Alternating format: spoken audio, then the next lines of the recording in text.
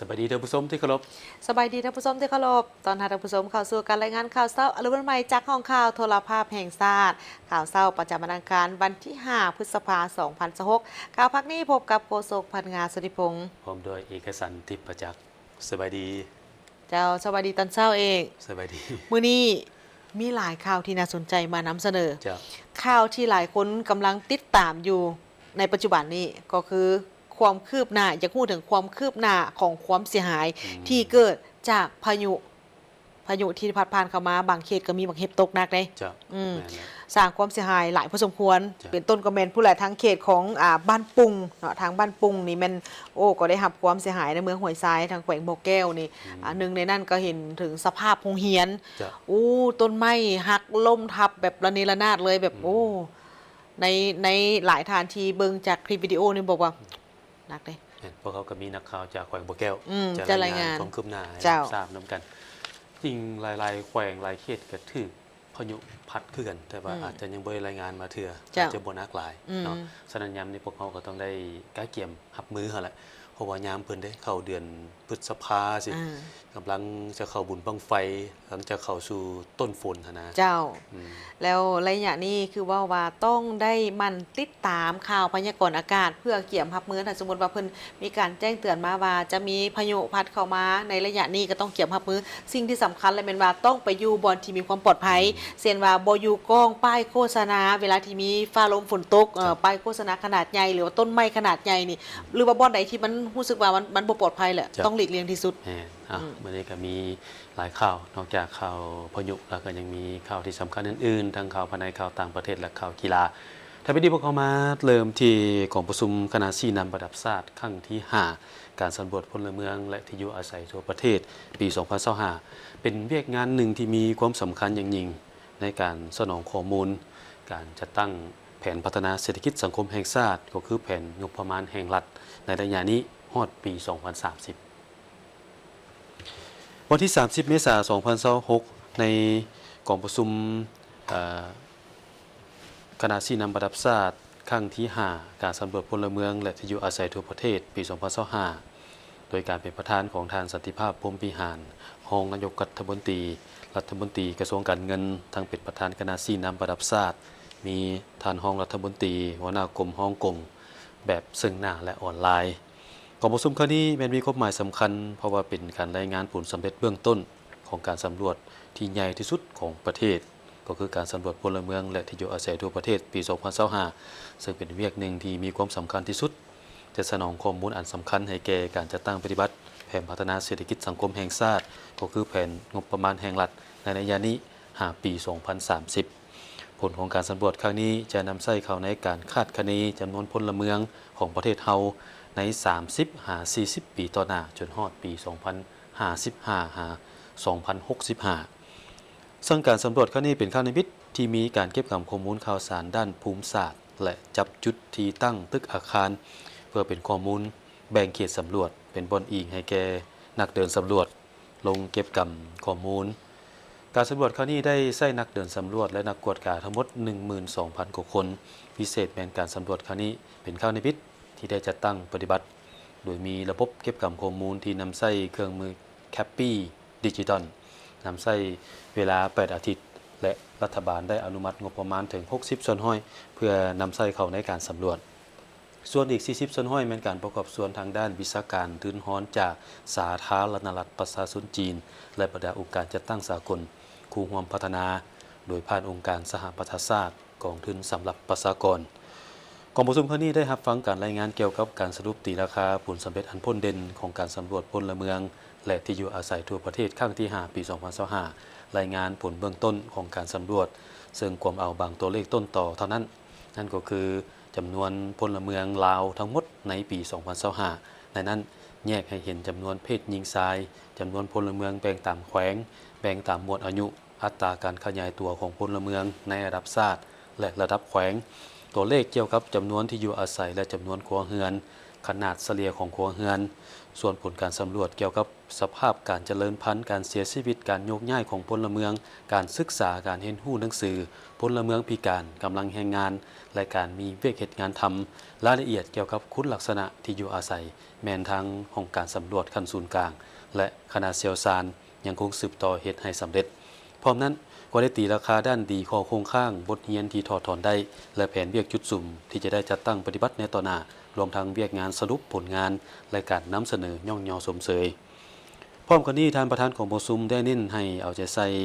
ในการปรึกษาหารือต่อกับผลเบื้องต้นของการสำรวจครั้งนี้จริงใจแลกเปลี่ยนเพื่อความเป็นเอกภาพและเป็นบอนอิงให้แก่โครงการสำรวจขั้นศูนย์กลางก็คือศูนย์สถิติแห่งชาติสืบต่อจะตั้งปฏิบัติการวิเคราะห์วิจัยและสร้างบทรายงานผลของการสำรวจครั้งนี้เพื่อเผยแพร่และนำใช้เข้าในการวางนโยบายและเวียกงานอื่นๆที่เกี่ยวข้องของภาครัฐและเอกชนรวมทั้งสังคมทั้งภายในและต่างประเทศตามแผนที่วางไว้ธนาคารการค้าต่างประเทศลาวมหาชนได้มีการสรุปการตีราคาจัดตั้งปฏิบัติเวียกงานที่ผ่านมาพร้อมทั้งมีการพิจารณารับพ้องเอาปัญหาที่สำคัญประจำปี 2025 และเกี่ยวกับการจะตั้งปฏิบัติแผนธุรกิจปี 2026 เพื่อให้บรรลุตามเป้าหมายและสร้างผลกำไรสูงสุดเพื่อรักษาผลประโยชน์ของทั้งองค์กรและผู้ถือหุ้นกองประชุมสามัญผู้ถือหุ้นธนาคารการค้าต่างประเทศลาวมหาชนปี 2025 ได้มีขึ้นในเมื่อวันที่ 30 เมษายน 2026 ที่ผ่านมาที่นครหลวงเวียงจันทน์โดยการเป็นประธานกองประชุมของท่านนางบุญตาดาราวีรองประธานสภาบริหารธนาคารการค้าต่างประเทศลาวมหาชนมีผู้ต่างหน้าจากธนาคารแห่งสาธารณรัฐประชาธิปไตยปฏิรูปลาวห้องการคณะปฏิรูปรัฐวิสาหกิจตลาดหลักทรัพย์ลาวและคณะกรรมการคุ้มครองหลักทรัพย์มีผู้ถือหุ้นเข้าร่วมกองประชุมครั้งนี้ได้มีการสรุปตีราคาถึงการจะตั้งปฏิบัติเวียกงานและก็ได้เป็นการเปิดโอกาสให้แก่ผู้ที่ถือหุ้นได้มีการสอบถามบรรดาข้อสนใจต่างๆและคณะบริหารงานธนาคารก็ได้มีการอธิบายชี้แจงในแต่ละปัญหาอย่างกงไปกงมาซึ่งกองประชุมครั้งนี้ก็ได้มีการพิจารณารับพ้องเอาบทบันทึกกองประชุมผู้ถือหุ้นธนาคารการค้าต่างประเทศลาวมหาชนสมัยวิสามัญประจำปี 2025 รับทราบการรายงานถึงความคืบหน้าในการจัดตั้งปฏิบัติบรรดาเวียกงานการเพิ่มทุนจดทะเบียนของธนาคารการขายหุ้นที่ธนาคารการค้าต่างประเทศลาวมหาชนถือครองอยู่ธนาคารลาวฝรั่งจำกัดและการขายหุ้นที่ธนาคารการค้าต่างประเทศลาวมหาชนถือครองอยู่บริษัทผลิตไฟฟ้าลาวมหาชนรับพ้องบทรายงานผลของการดำเนินงานและเอกสารรายงานการเงินของธนาคารประจำปี 2025 รับพ้องเอาการจัดสรรกำไรประจำปี 2025 โดยจ่ายเงินปันผลให้แก่ผู้ถือหุ้นรับพ้องเอาการแต่งตั้งผู้ตรวจสอบอิสระประจำปี 2026 2027 และ 2028 รับพ้องเอาแผนการนำไส้ทุนที่ระดมจากการออกจำหน่ายหุ้นเพิ่มทุนของธนาคารการค้าต่างประเทศลาวมหาชนรับพ้องเอาการปรับปรุงกฎระเบียบของธนาคารและรับพ้องเอาการปรับปรุงดัชนีเงินเดือนพื้นฐานสำหรับพนักงานธนาคารการค้าต่างประเทศลาวมหาชนท่านนางสายสมรจันทจักรผู้อำนวยการธนาคารการค้าต่างประเทศลาวมหาชนได้กล่าวมีความเห็นซึ่งท่านก็ได้ให้ความมั่นใจต่อกับผู้ถือหุ้นของธนาคารการค้าต่างประเทศลาวมหาชนว่าคณะบริหารธนาคารจะสืบต่อในการสู่ชนจะตั้งปฏิบัติแผนธุรกิจประจำปี 2026 ให้บรรลุตามเป้าหมายและสร้างผลกำไรสูงสุดเพื่อรักษาผลประโยชน์ขององค์กรและของผู้ถือหุ้นไปต่อที่ห้องหมอมิตรภาพได้รับเครื่องจักรฟอกไขหลัง3เครื่องรวมมูลค่า 70,000 กว่าดอลลาร์สหรัฐจากครอบครัวไซสุริวงศ์เพื่อนำใส่เข้าในการเป็นปัวคนเจ็บที่เป็นพยาธิไขหลังสุดโทรมพิธีมอบรับเครื่องจักรฟอกไขหลังจัดขึ้นในวันที่ 1 พฤษภาคม 2026 ที่ห้องหมอมิตรภาพการมอบรับครั้งนี้เป็นการอุปถัมภ์อันสูงส่งจากทานศรีทัศน์ไซสุริวงศ์ทานนางอุ่นจิตไซสุริวงศ์พร้อมด้วยครอบครัวและลูกหลานเพื่อประกอบส่วนเข้าในการยกระดับคุณภาพการบริการปิ่นปัวและช่วยเหลือคนเจ็บที่เป็นพยาธิไขหลังสุดโทรมให้เกียรติเข้าร่วมในพิธีครั้งนี้มีดร.บุญเสิร์ชแก้วประสิทธิ์รองรัฐมนตรีกระทรวงสาธารณสุขมีบรรดาหัวหน้ากรมห้องกรมคณะอำนวยการห้องหมอมิตรภาพพนักงานแพทย์หมอและต่างหน้าจากครอบครัวไซสุริวงศ์เข้าร่วม การมอบในครั้งนี้แมนประกอบมีเครื่องจักรฟอกไขหลังจำนวน3เครื่องรวมมูลค่า 71,100 ดอลลาร์สหรัฐทั้งนี้ก็เพื่อเป็นการประกอบส่วนอุปกรณ์และช่วยเหลือคนเจ็บที่เป็นพยาธิไขหลังทรุดโทรมซึ่งมีท่าเอียงเพิ่มขึ้นเรื่อยๆในปัจจุบันและจะสามารถเป็นส่วนหนึ่งที่ช่วยให้คนเจ็บได้เข้าถึงการบริการที่ทันสมัยว่องไวและมีคุณภาพชีวิตที่ดีขึ้น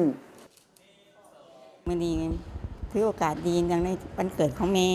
ครบรอบ76 ปีเพิ่นอยากช่วยด้านสังคมเนื่องจากรู้สึกว่ามีคนไข้ฟอกไขหลังนี่เป็นจำนวนหลวงหลายแต่เครื่องของเฮานี่ตอบสนองบ่เพียงพอเพิ่นก็ได้มีจิตใจอยากช่วยเหลือมนุษย์คือกันก็เลยตกลงกันในครอบครัวว่าจัดสั่งซื้อเครื่องจำนวน3เครื่องที่เห็นนี่เนาะเป็นมูลค่าทั้งหมด 71,100 ดอลลาร์สหรัฐผ่านมาเรื่องน้ำท่วมอัคคีภัยต่างๆกับแม่นถ้าว่าแต่ประชาชนอย่างหลอกมาเฮาก็ซอยเต็มที่จ้ะซอยมาเรื่อยๆจ้ะแล้วยังสิมีโอกาสต่อไปซอยไปอีกเรื่อยๆจ้ะยังมีอีกโครงการหนึ่งที่เฮาจะซอยอยู่แขวงจำปาสักกับพวกเครื่องมือแพทย์คือกันตอนนี้กำลังสั่งสำหรับแม่เด็กที่เพิ่นต้องการนะเครื่องช่วยหายใจความดันนะ 3-4 เครื่องปัจจุบันนี่สั่งไปแล้วนี่แต่รอถามมาแล้วเฮาจะไปมอบอีกในโอกาสดังกล่าวคณะอำนวยการโรงหมอมิตรภาพก็ได้มอบใบเกียรติคุณให้แก่ครอบครัวไซสุริวงศ์เพื่อเป็นการระลึกคุณงามความดีและน้ำใจมนุษยธรรมอันยิ่งใหญ่ในการประกอบส่วนพัฒนาแขนงสาธารณสุขของลาวให้เข้มแข็งขึ้นเรื่อยๆมาติดตามเบิ่งข่าวสภาพอันนี้ว่าว่าเป็นภัยธรรมชาติก็ว่าได้เนาะเกี่ยวกับพายุที่พัดผ่านเข้ามาในประเทศลาวของพวกเราโดยเฉพาะก็เป็นทางเมืองห้วยทรายของแขวงบ่อแก้วเหตุเกิดขึ้นในมื้อวันที่ 3 พฤษภาคม 2026 นี่ซึ่งทีมข่าวโทรภาพแห่งชาติได้ติดต่อผ่านทางโทรศัพท์หานักข่าวของทางแขวงบ่อแก้วได้รายงานให้ฮู้ถึงสถานการณ์พายุบักเห็บตกที่เป็นเหตุการณ์ที่เกิดขึ้นถือว่าเป็นข้างทำอิฐของปีนี้สำหรับแขวงบ่อแก้วซึ่งได้สร้างความเสียหายให้กับหลายเขตโดยเฉพาะก็เป็นเขตบ้านปุงน้าหนูนของเมืองห้วยทรายแขวงบ่อแก้วรายละเอียดนักข่าวแขวงบ่อแก้วมีรายงานในเวลาประมาณ 16 โมงของวันที่ 3 พฤษภาคม 2026 ได้เกิดลมพายุทางธรรมชาติหุนแหงประกอบมีฝนตกหนักลมพัดแหงและพายุบักเห็บตกอย่างกระทันหันอยู่เขตบ้านปุงน้ามูลเมืองห้วยทรายแขวงบ่อแก้วส่งผลให้เกิดความเสียหายเป็นวงกว้างซึ่งจากการรายงานเบื้องต้นพื้นที่ที่ได้รับผลกระทบคือวัดบ้านปุงน้ามูลได้รับผลกระทบอย่างหนักหน่วงโดยสิ่งปลูกสร้างภายในวัดและประตูโค้งได้รับความเสียหายจากแหงลมและบักเห็บพร้อมนั้นเรือนประชาชนหลายหลังถูกลมพัดหลังคาปีเพสังกะสีหลุดออกและบางหลังถูกต้นไม้ใหญ่หักทับ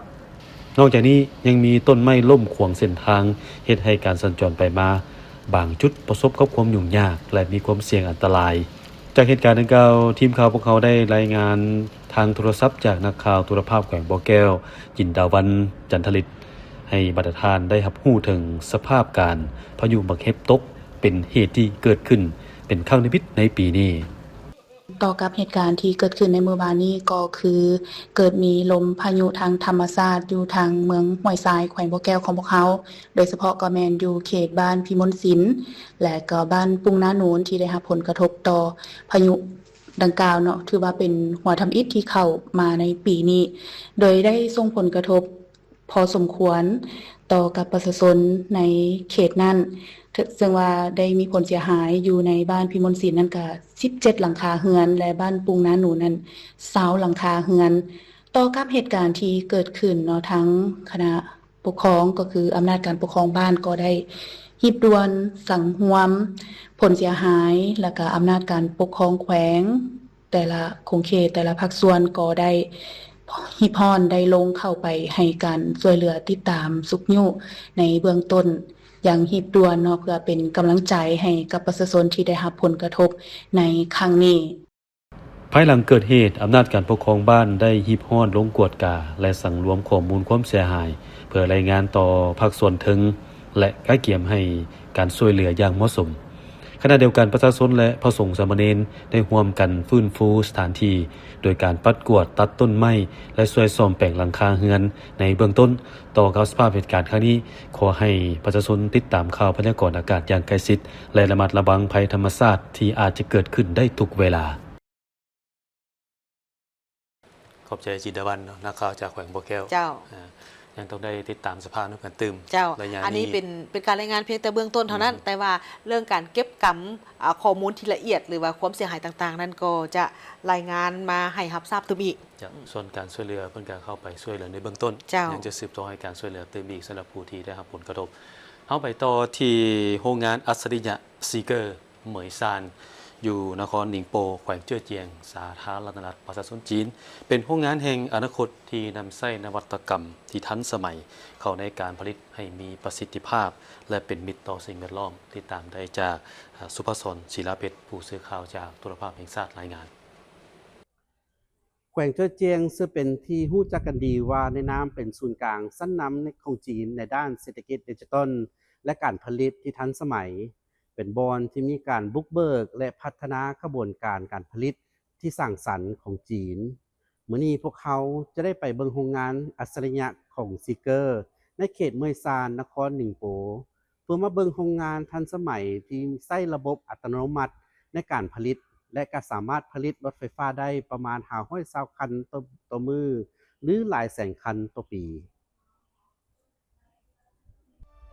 โรงงานอัจฉริยะซีเกอร์อยู่นครหนิงโปแขวงเจ้อเจียงประเทศจีนเป็นโรงงานที่มีระบบอัตโนมัติสูงซึ่งถูกขนานมาเป็นว่าเป็นโรงงานแห่งอนาคตโรงงานแห่งนี้ได้นำใช้เทคโนโลยี 5G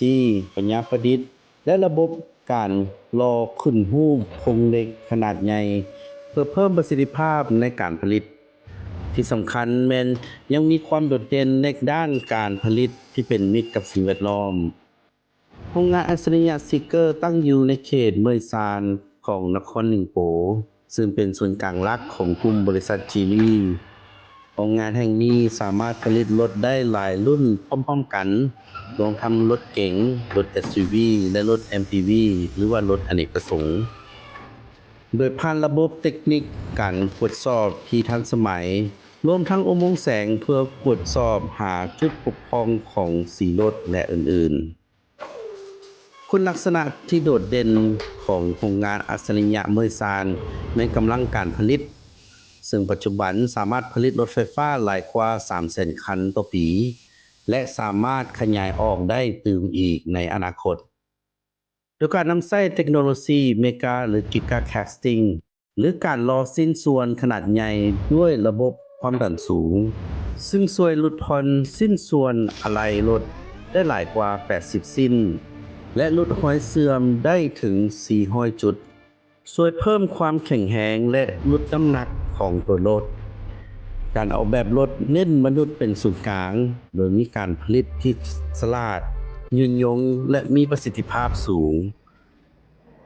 สำคัญโรงงานแห่งนี้เป็นโรงงานที่มีห้องรับระบบ 5G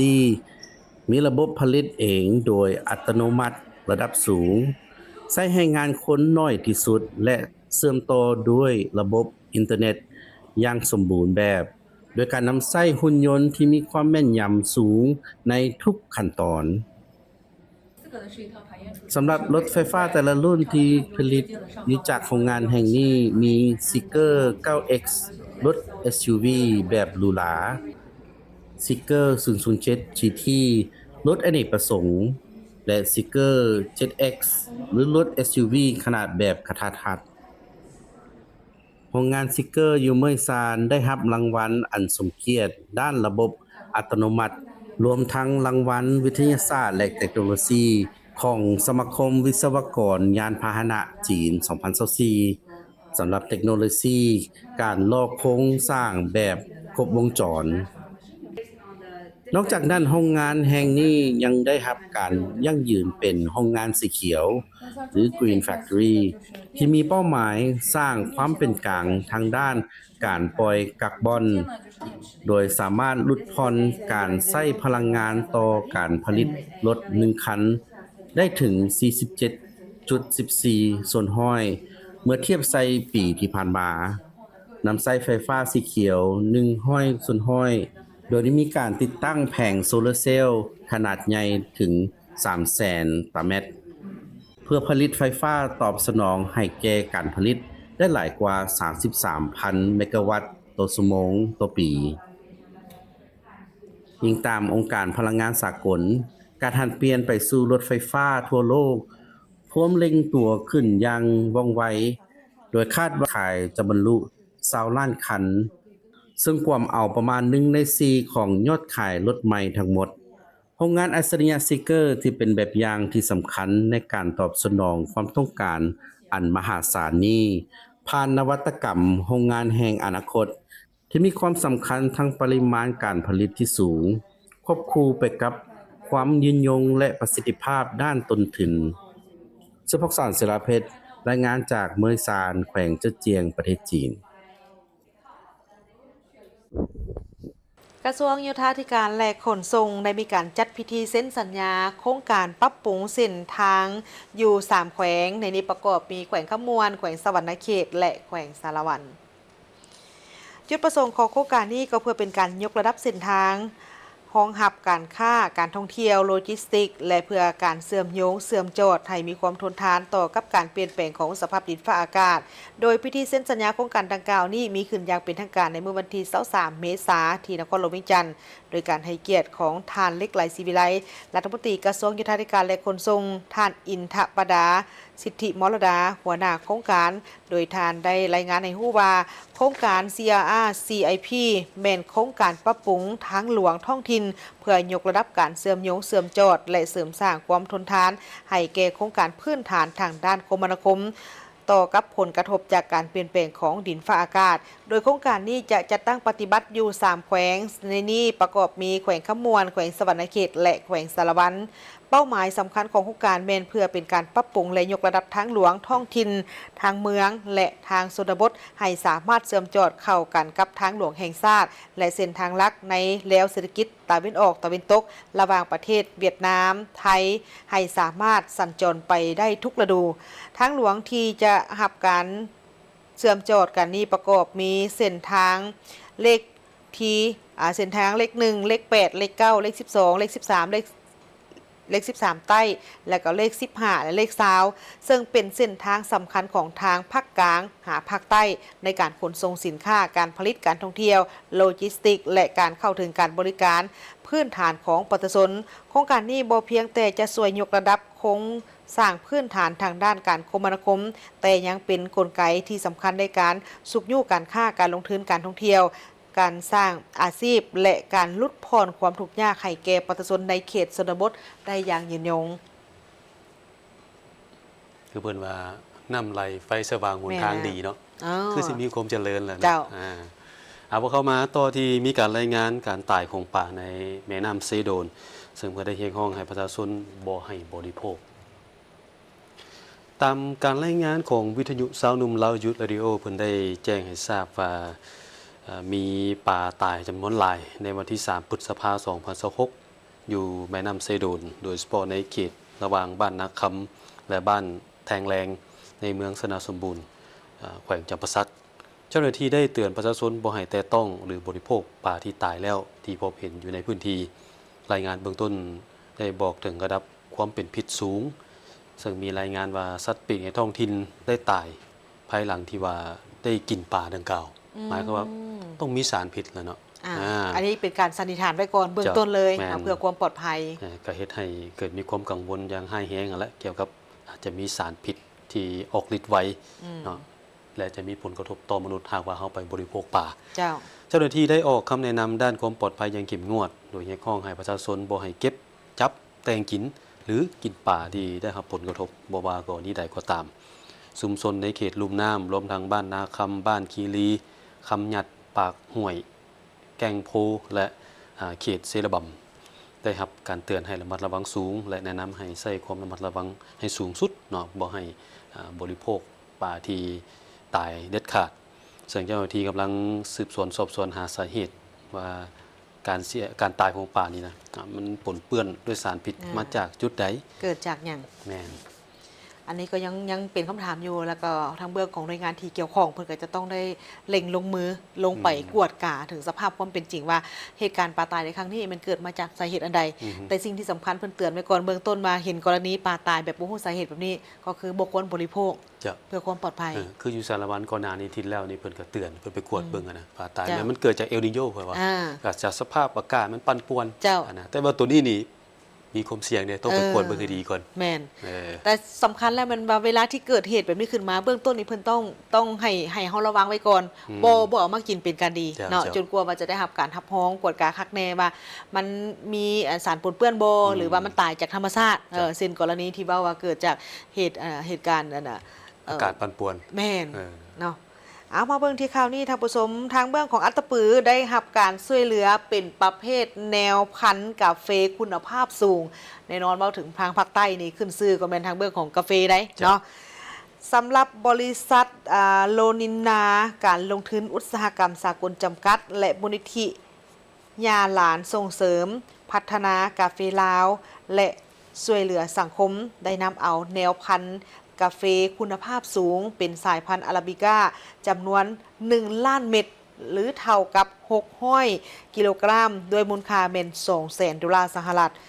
พร้อมด้วยการสนับสนุนทางด้านวิชาการในการปรับปรุงพันธุ์กาแฟมอบให้กับทางแผนกกสิกรรมและสิ่งแวดล้อมของทางแขวงอัตตปือเพื่อนำไปพัฒนาอุตสาหกรรมกาแฟอยู่ท้องถิ่นเพื่อเพิ่มรายรับทางด้านกสิกรรมให้กับประชาชนในกลุ่มเป้าหมาย โดยได้มีพิธีมอบรับนี้เพิ่นจัดขึ้นเมื่อบ่ดนมานี้อยู่ที่ศูนย์เทคนิคกสิกรรมบ้านหมต่างหน้ามอบโดยเมนทานยานเพียง และต่างหน้าเกาหับโดยเมนทานกงใจศรีดาวงศ์หัวหน้าแผนกกสิกรรมและสิ่งแวดล้อมแขวงอัตตปือมีภาคส่วนที่เกี่ยวข้องในเข้าร่วมท่านกงใจศรีดาวงศ์เพิ่นก็ได้กล่าวแสดงความขอบใจต่อทางบริษัทและมูลนิธิดังกล่าวนี้ที่ได้มีความเป็นห่วงเป็นใยแล้วก็ให้ความสำคัญกับบรรดาพ่อแม่ประชาชนบรรดาเผ่าของทางแขวงอัตตปือซึ่งการช่วยเหลือแนวพันธุ์กาแฟของทางบริษัทในครั้งนี้ก็ถือว่าเป็นอีกบาทก้าวหนึ่งที่สำคัญของการพัฒนาเวียกงานกสิกรรมภายในแขวงให้มีการขยายตัวโดยเฉพาะนั้นก็คือการปลูกกาแฟเพราะว่าปัจจุบันนี้ทางคณะผักคณะน้ำของทางแขวงก็พร้อมสุ่มใส่ในการซุกนิ้วส่งเสริมให้ประชาชนนั้นมีการปลูกอย่างหลวงหลาย เพื่อสร้างรายรับที่มั่นคงและก็สัญญาว่าจะนำเอาแนวพันธุ์กาแฟดังกล่าวนี้ไปที่ได้รับการช่วยเหลือในครั้งนี้นี่ไปพัฒนาและก็ให้เกิดดอกเกิดผลก้าวไปสู่การสร้างรายรับให้แก่ประชาชนในกลุ่มบ้านเป้าหมายเพื่อเป็นการเฮ็ดให้หลุดพ้นออกจากความทุกข์ยากเทื่อละก้าวสำหรับเม็ดกาแฟที่เป็นแนวพันธุ์เทื่อนี้ที่เพิ่นนำมามอบนี่โอ้มูลค่าสูงได้600กิโลกรัมนี่คิดเป็นมูลค่าถึง$200,000 สหรัฐ ครับเอาพวกเขานี่มีข่าวท้องถิ่นอีกจำนวนหนึ่งที่น่าสนใจมานำเสนอไปที่กองประชุมครั้งบฐมฤกษ์ของสภาประชาชนสุดที่ 5 ได้อัดลงด้วยผลสำเร็จภายหลังดำเนินมา 2 วัน โดยการเป็นประธานของท่านไสสนาโคตรภูธรกรรมการศูนย์กลางภาคเลขาภาคแขวงประธานสภาประชาชนแขวงขมวนสุดที่ 5 พร้อมคณะเป็นเกียรติเข้าร่วมมีท่านปริญญาเอกโพไซไสยสอนกรรมการศูนย์กลางภาครัฐมนตรีกระทรวงแรงงานและสวัสดิการสังคมสมาชิกสภาแห่งชาติประจำเขตเลือกตั้งที่ 12 แขวงขมวน มีประดาฐานการนำพรรครัฐอดีตการนำพรรครัฐของแขวงประดาฐานสมาชิกสภาแห่งชาติประจำเขตเลือกตั้งที่ 12 สมาชิกสภาประชาชนขั้นแขวงและบรรดาแขกถึกเชิญเข้าร่วมกองประชุมได้ดำเนินโดยบรรยากาศอันฟดฟื้นและเข่งฮอนแห่งการเสริมขยายสิทธิประชาธิปไตยของบรรดาท่านสมาชิกสภาประชาชนขั้นแขวงในการพิจารณาและรับรองเอาประดาเนื้อในสำคัญที่ได้นำมาค้นคว้าและพิจารณาในกองประชุมครั้งนี้โดยผลสำเร็จอย่างจบงามกองประชุมได้ดำเนินการเลือกตั้งและรับรองเอาการแต่งตั้งตำแหน่งสำคัญต่างๆขององค์การรัฐขั้นแขวงและกงจักรการจัดตั้งของสภาประชาชนขั้นแขวงซึ่งเป็นบาทกล่าวสำคัญในการสืบต่อบูรณะระบบอำนาจรัฐประชาธิปไตยประชาชนให้นักแน่นเข้มแข็งได้สุ่มใส่ค้นคว้าพิจารณาหับห้องเอาแผนพัฒนาเศรษฐกิจสังคมแผนงบประมาณแห่งรัฐและแผนพัฒนาชนบทและลบล้างความทุกข์ยาก5 ปี 2026-2030 ของแขวงขมวน ได้พิจารณารับรองเอาแผนการเคลื่อนไหวเวียกงาน5ปี2026-2030ขององค์การกวดการรัฐขั้นแขวงองค์การกวดสอบประจำภาคกลาง2ศาลประชาชนแขวงและองค์การอัยการประชาชนแขวงรับรองเอาแผนเคลื่อนไหวเวียกงาน5ปี2026-2030ของสภาประชาชนแขวงขมวนสุดที่5เพื่อเป็นบนอิงพื้นฐานให้แก้การเคลื่อนไหวเวียกงานของสภาประชาชนขั้นแขวงใน5ปีต่อหน้าเพื่อรับประกันและยกสูงคุณภาพการเคลื่อนไหวเวียกงานของสภาประชาชนขั้นแขวงให้มีประสิทธิภาพมีประสิทธิผลพร้อมเดียวกันก็ได้รับฟังการอธิบายชี้แจงจากองค์การรัฐต่างๆภายในแขวงต่อข้อขัดข้องใจของสมาชิกสภาประชาชนขั้นแขวงซึ่งส่องแสงให้เห็นถึงความรับผิดชอบในการจะตั้งปฏิบัติภาระบทบาทสิทธิหน้าที่ของบรรดาองค์การรัฐกองประชุมได้รับรองเอาแผนการสร้างปรับปรุงและประเมินนิติกรรมใต้กฎหมาย5ปี2026-2030จำนวน26ฉบับสร้างใหม่13ฉบับปรับปรุง13ฉบับพร้อมทางได้เสนอให้คณะกรรมการปกครองแขวงเอาใจใส่ชี้นำแผนกการองค์การที่เกี่ยวข้องเป็นเจ้าการแต่หัวทีในการสร้างและปรับปรุงนิติกรรมใต้กฎหมายในความรับผิดชอบของตนทั้งเพิ่มทวีการประสานสมทบกับคณะรับผิดชอบกวดกาสร้างและปรับปรุงนิติกรรมของสภาประชาชนขั้นแขวงหรือคณะกรรมการที่เกี่ยวข้องเพื่อกวดกาความพร้อมของเนื้อในนิติกรรมใต้กฎหมายเพื่อรับประกันความสอดคล้องกับกฎหมายของแต่ละคงเขตและสภาพการพัฒนาเศรษฐกิจสังคมของแขวงแต่ละระยะประกอบส่วนเฮ็ดให้การคุ้มครองรัฐคุ้มครองเศรษฐกิจสังคมด้วยระบบกฎหมายเป็นรูปธรรมขึ้นเทื่อละก้าว ทางด้านแขวงหลวงน้ำทาก็ได้มีกองประชุมวิสามัญครบคณะบริหารงานพรรคแขวงหลวงน้ำทาโอกาสดังกล่าวสหายพลโทคำกิ่งภุยลามณีวงศ์กรรมการส่วนกลางพรรคเลขาพรรคแขวงประธานสภาประชาชนแขวงประธานกองประชุมได้มีคำเห็นกล่าวเปิดกองประชุมซึ่งสหายให้ฮู้ว่าเพื่อปฏิบัติตามหลักการนำพาสีนำและระบบแบบแผนวิธีเฮ็ดเวียกของคณะพรรคคณะบริหารงานพรรคแขวงได้จัดกองประชุมครบคณะสมัยสามัญนี้ขึ้นเพื่อปรึกษาหารือกวดคืนการนำพาสีนำการสรุปถอดถอนบทเรียนและก้าวไปสู่การกำหนดทิศทางขาดหมายสู่ชนในการนำพาสีนำขององค์คณะพรรคแขวงในตัวหน้าซึ่งระยะ3เดือนผ่านมาสภาพการสากลและภาคพื้นยังสืบโตพันเป๋ไปอย่างซับซ้อนซึ่งส่งผลกระทบโดยทั้งกงและทางอ้อมต่อกับการพัฒนาประเทศชาติของพวกเฮาเว้ารวมว่าเฉพาะแม่นการพัฒนาแขวงหลวงน้ำทาโดยเฉพาะแม้นการสนองพลังงานภายใต้สภาพดังกล่าวคณะบริหารงานพรรคแขวงองค์การปกครองแต่ละขั้นได้เอาใจใส่นำพาซี่นำการจัดตั้งปฏิบัติบรรดาเวียกงานจุดสุ่มและขาดหมายสู่ชนในไตรมาสที่1ปี2026อย่างใกล้ชิดผ่านการจัดตั้งปฏิบัติเห็นว่ามีผลสำเร็จในหลายด้านซึ่งสอดคล้องกับสภาพความเป็นจริงของสถานการณ์ปัจจุบันในนั้นด้านที่พลเด่นได้แสดงออกเป็นต้นได้สำเร็จการเลือกตั้งสมาชิกสภาแห่งชาติสุดที่10และสภาประชาชนแขวงสุดที่5เฉลิมฉลองวันสร้างต่างพรรคประชาชนปฏิวัติลาวครบรอบ70ปีวันสร้างต่างกองทัพประชาชนปฏิวัติลาวครบรอบ77ปีและอื่นๆพิเศษได้สำเร็จการจัดตั้งพิธีประกาศการจัดตั้งประธานและรองประธานปกครองแขวงนอกนั้นในช่วงระยะสงครามที่เกิดขึ้นอยู่ตะวันออกกลางบรรดาคะแนนการที่เกี่ยวข้องก็ได้ให้การติดตามอย่างใกล้ชิดและมีมาตรการควบคุมโดยเฉพาะแม้นด่านพลังงานเพื่อสนองให้ประชาชนและบรรดาหัวหน่วยธุรกิจต่างๆทั้งภาครัฐและเอกชนได้สรุปตีราคาเวียกงานที่พ้นเด่นขอคงข้างและปัจจัยที่เป็นสาเหตุเฮ็ดให้มีสิ่งพ้นเด่นและขอคงข้างพร้อมทั้งเสนอวิธีแก้ไขและวางแผนไตรมาสต่อหน้า โดยสวมใส่เวียกงานพัฒนาเศรษฐกิจการเงินกสิกรรมสิ่งแวดล้อมวัฒนธรรมสังคมและการศึกษาสาธารณสุขและด่านอื่นๆโดยเฉพาะแม้นได้นำพาสี่นำคะแนนการของตนพันขยายมติกองประชุมใหญ่ครั้งที่12ของพรรคมติกองประชุมใหญ่ครั้งที่9ขององค์คณะพรรคแขวงแผนพัฒนาเศรษฐกิจสังคม5ปีครั้งที่10ของแขวงส่งวาระแห่งชาติค้นคว้าแนวทางเพื่ออำนวยความสะดวกทางด้านการค้าและโลจิสติกให้มีความคล่องตัวสร้างเครือข่ายเชื่อมโยงกับบรรดาแขวงภายในและคู่ร่วมมือกับต่างประเทศรับฟังการผ่านข้อกำหนดมาด้วยแบบแผนวิธีเฮ็ดเวียกและการพัวพันระหว่างเลขาคณะบริหารงานส่วนกลางพรรคกับประธานคณะกรรมการปกครองนครหลวงแขวงผ่านมติตกลงว่าด้วยการแบ่งความรับผิดชอบของคณะบริหารงานพรรคแขวงสมัยที่9โอกาสดังกล่าวผู้แทนจะได้ประกอบคำคิดคำเห็นใส่บทรายงานแต่ละเวียกงานเพื่อเฮ็ดให้เวียกงานดังกล่าวบรรลุตามจุดประสงค์และระดับคาดหมายที่วางไว้แขวงปงสาลีได้จัดกิจกรรมย่างเพื่อสุขภาพเพื่อเฉลิมฉลองวันกรรมกรสากลครบรอบ140 ปี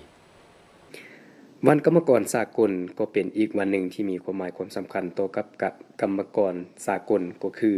ส่วนชั้นกรรมกรลาวการเติบใหญ่ขยายตัวทัดแท้และหมุนเสืออันสง่างามของกระบวนการกรรมกรสากลและกระบวนการกรรมกรลาวที่ได้ประกอบส่วนในการสร้างสรรค์พัฒนาประเทศชาติในแต่ละระยะซึ่งวันที่1พฤษภาคมแม่นวันที่มีความหมายทางด้านประวัติศาสตร์อันใหญ่หลวงของกรรมกรทั่วโลกทั้งนี้ก็เพื่อเป็นการปลุกระดมให้สมาชิกกรรมบาลกรรมกรและสาวผู้อกแห่งงานโดยเฉพาะแม่นพนักงานรัฐกรทุกคนให้เห็นได้ความหมายความสำคัญของวันดังกล่าวและทั้งเป็นการยกระดับความรู้ความเข้าใจต่อเวียกงานกรรมบาลหลายขึ้นฉะนั้นยามใดภาครัฐก็คือองค์การกรรมบาลลาวในนามเป็นองค์การตั้งหน้าผู้อกแห่งงานได้เอาใจใส่ต่อกรรมกรสาวผู้อกแห่งงานลาวโดยเฉพาะแม่นการปรับปรุงค่าแห่งงานกับสภาพการเปลี่ยนแปลงใหม่ในแต่ละระยะเพื่อปกป้องสิทธิผลประโยชน์ทางด้านกฎหมายผู้ออกแห่งงานได้เข้าถึงการปกป้องทางสังคมและการปกป้องสิทธิพื้นฐานที่ดีขึ้นเป็นก้าวๆมาจากนั้นก็ได้เริ่มกระบวนการย่างมาราธอนซึ่งเริ่มแต่เดินหน้าสำนักงานปกครองแขวงย่างไปตามเส้นทางขึ้นสำนักงานปกครองแขวงเลี้ยวไป3แยกบ้านบุญเนื้อแล้วอมอนุสถานประธานไกรสอนพรหมวิหารเลี้ยวขึ้นมาทางหลังสโมสรแขวงแล้วกลับมาที่เดินสำนักงานปกครองแขวงรวมระยะทาง3 กว่ากิโลเมตรมีพิธีมอบหับใบยั่งยืนหน่วยพักปลอดภัยเข้มแข็งนักแน่นประจำปี2025ที่ติดพันกับการมอบบัตรสมาชิกพรรคสมบูรณ์ทั่วองค์คณะพรรคเมืองแบงแขวงอุดมไซในพิธีได้ฟังการรายงานย่อเกี่ยวกับการก่อสร้างหน่วยพักปลอดภัยเข้มแข็งนักแน่นประจำปี2025ซึ่งทั่วเมืองแบงมี105ฐานพักประกอบมี3องค์คณะพรรคตาแสงมี3คณะพรรคหักฐานมี99หน่วยพักมี17หน่วยพักที่ขึ้นกับองค์คณะพรรคเมืองมี12หน่วยพักที่ขึ้นกับคณะพรรคหักฐานและมี70หน่วยพักที่ขึ้นกับองค์คณะพรรคตาแสงในปี2025ทั่วเมืองแบงมีหน่วยพักที่ได้รับรองเป็นหน่วยพักปลอดภัยเข้มแข็งนักแน่นจำนวน79หน่วยพักเท่ากับ 79.8 ส่วนห้อยจากนั้นได้ผ่านรายชื่อสมาชิกพรรคที่ได้รับบัตรสมาชิกพรรคสมบูรณ์สุดที่9จำนวน120สหายหญิง40สหายเป็นเกียรติมอบไปยังยืนในพรรคปลอดภัยเข้มแข็งนักแน่นและบัตรสมาชิกพรรคสมบูรณ์โดยสายกำพรพิมราชกรรมการพรรคแขวงเลขาคณะบริหารงานพรรคเมืองแบงโอกาสนี้สายได้มีคำเห็นอบรมซึ่งได้แสดงความยอมรับสมเสยต่อกับผลงานการสร้างหน่วยพรรคปลอดภัยเข้มแข็งนักแน่นของประธานหน่วยพรรคองค์การของข้างเมืองเกี่ยวข้องให้เลขาคณะหน่วยพรรคก็คือสมาชิกพรรคแต่ละสายสืบต่อเคลื่อนไหวจัดตั้งปฏิบัติหน้าที่เวียกงานดังกล่าวให้ได้รับทั้งปริมาณและคุณภาพเพื่อยั่งยืนถึงการนำพาสีนำและปฏิบัติมาตรฐานเงื่อนไขในการสร้างหน่วยพรรคปลอดภัยเข้มแข็งนักแน่นได้มีพิธีรับเอา3บ้านของเมืองหุนแขวงอุดมไซเป็นบ้านปลอดยาเสพติดสหายพันโทบุญเสริฐอุ่นภูวงศ์ของหัวหน้ากองบัญชาการปกส.เมืองหุนได้ขึ้นผ่านบทสรุปการประเมินบ้านและครอบครัวปลอดยาเสพติด อิงตามการประเมินบ้านประจำปี 2024-2025 ในนี้ได้ยกให้เห็นสภาพโดยรวมเกี่ยวกับปัญหายาเสพติดในระยะผ่านมาได้เป็นปัญหาของสังคมกระทบต่อความมั่นคงของประเทศความสงบสุขของแขวงเมืองและรากฐานบ้านซึ่งได้ขยายเป็นวงกว้างเสื่อมเข้าทุกกลุ่มคนทุกเพศวัยสู่เขตผู้ดอยห่างไกลโศกลีกในเมืองหุนยังมีบ้านที่มีการซื้อขายตามกันขึ้นสถิติประจำปี 2024 มีจำนวน 46 บ้านลดลงซกปีผ่านมา50ส่วนห้อยของบ้านทั้งหมดทั่วเมืองมีบ้านที่มั่วสุมยาเสพติดจำนวน10บ้านเท่ากับ 10.86 ส่วนห้อยในนี้ปัญหายาเสพติดใบหนุ่มที่ยังมั่วสุมในปัจจุบันโดยเฉพาะแม่น้ำกระท่อมยาสูบไฟฟ้าคอลลาเจนและสารเสพติดประเภทอื่นๆพิธีที่ผ่านข้อตกลงของท่านเจ้าแขวงว่าด้วยบ้านปลอดยาเสพติดบ้านป้องกันความสงบดีและข้อตกลงของท่านเจ้าเมืองว่าด้วยครอบครัวปลอดยาเสพติดครอบครัวป้องกันความสงบดี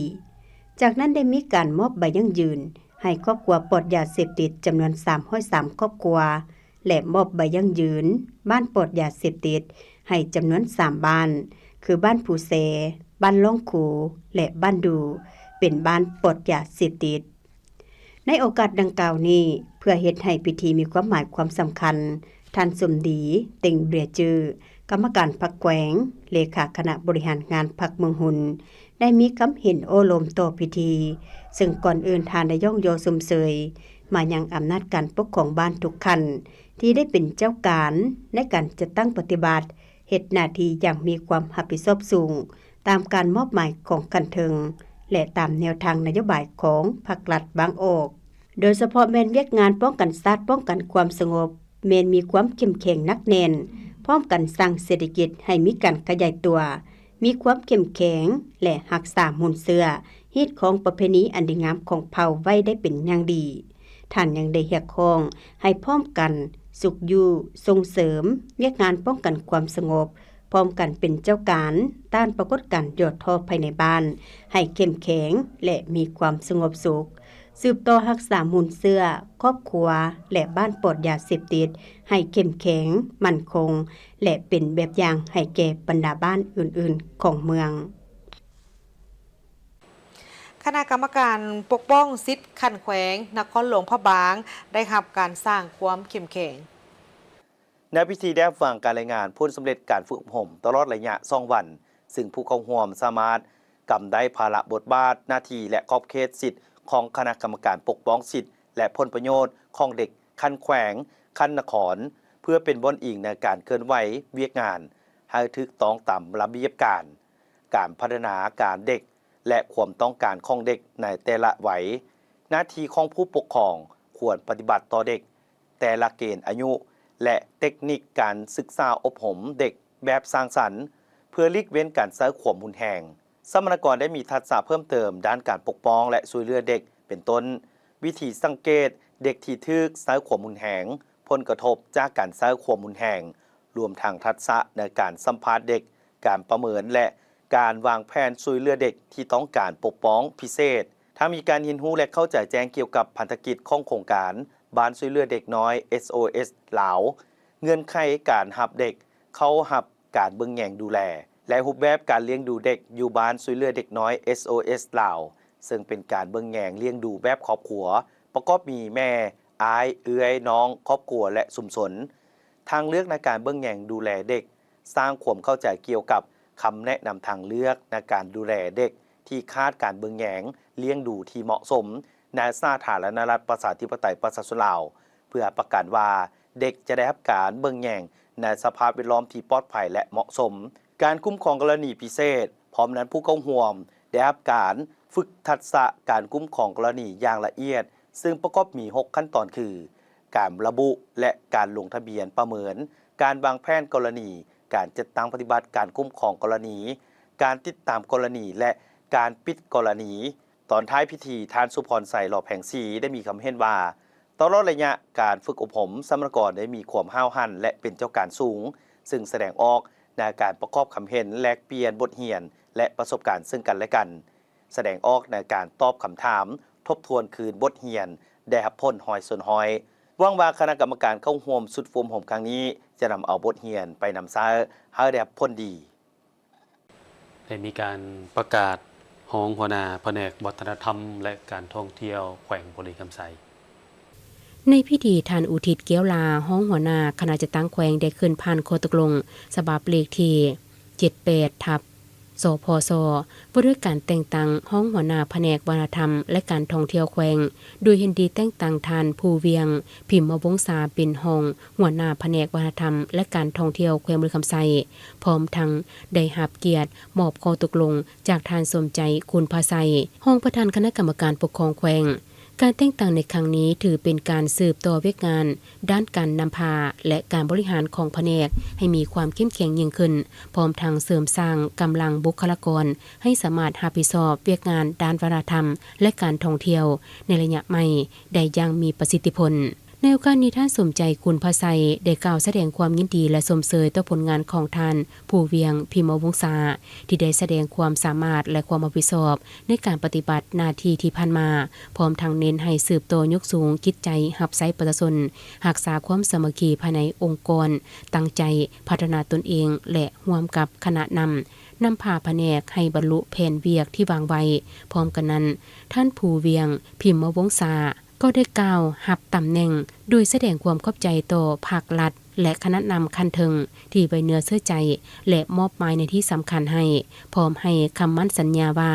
จะตั้งใจปฏิบัติหน้าที่ด้วยความซื่อสัตย์โปร่งใสรับผิดชอบและทุ่มเท